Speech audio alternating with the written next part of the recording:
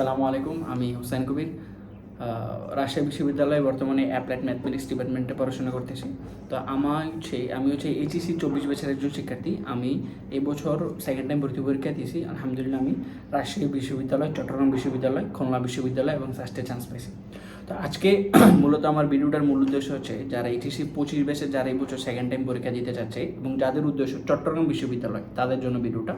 মানে আজকে আমার হচ্ছে চট্টগ্রাম বিশ্ববিদ্যালয়ের যেই প্রিপারেশনের যেই সিস্টেমটা হবে বা কীভাবে প্রিপারেশন নেওয়া লাগবে চট্টগ্রাম বিশ্ববিদ্যালয়ের জন্য, এই উদ্দেশ্যে হচ্ছে আমার আজকে ভিডিওটা।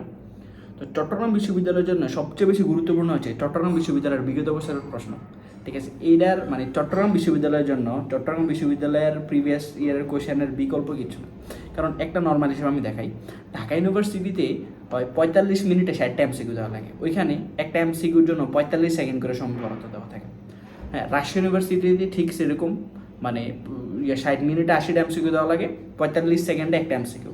কিন্তু ভাইয়া চট্টগ্রাম বিশ্ববিদ্যালয়ে 60 মিনিটে 100টা এমসিকিউ এবং ওইখানে পার এমসিকিউতে 36 সেকেন্ড করে টাইম পাওয়া যায়। ঠিক আছে, তাহলে এই জন্য তুমি দেখো ভাইয়া, মানে রাজশাহী ইউনিভার্সিটি অথবা ঢাকা ইউনিভার্সিটি কোনোটার সাথেই চট্টগ্রাম বিশ্ববিদ্যালয়ের এমসিকিউ টাইপটা মিলবে না বা না মিলার সম্ভাবনা অনেক বেশি, কারণ টাইমটা তো এক না, ঠিক না?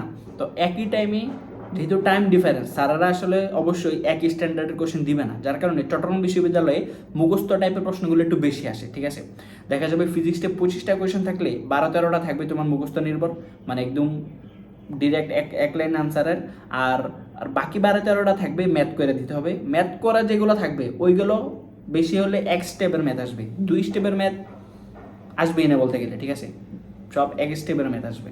তো যার কারণে চট্টগ্রাম বিশ্ববিদ্যালয়ের কোশ্চেনের টাইপটা বা কোশ্চেনের যেই ধরনটা, এটা যেহেতু অন্য বিশ্ববিদ্যালয়ের সাথে মিলে না বা কম মিলেই, তার জন্য চট্টগ্রাম বিশ্ববিদ্যালয়ের জন্য চট্টগ্রাম বিশ্ববিদ্যালয়ের প্রিভিয়াস ইয়ারের কোশ্চেনগুলো অনেক বেশি গুরুত্বপূর্ণ।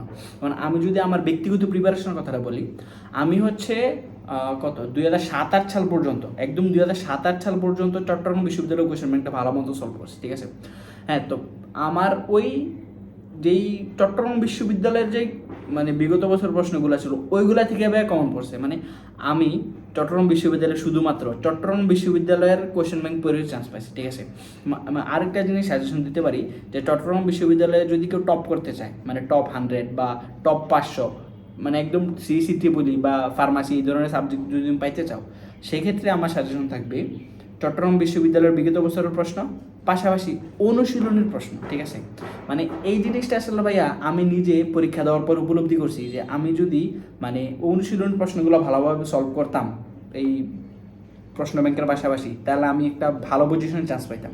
আলহামদুলিল্লাহ আমি চান্স পাইছি, আমার পজিশন আমি ম্যাথমেটিক্স পাইতাম চট্টগ্রাম বিশ্ববিদ্যালয়ে।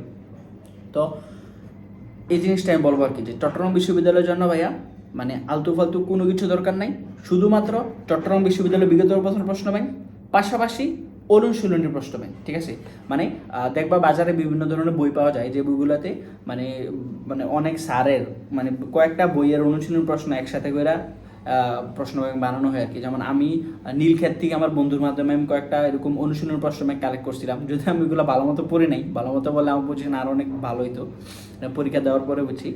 তো তোমরা এরকম করতে পারো এই জিনিসটা।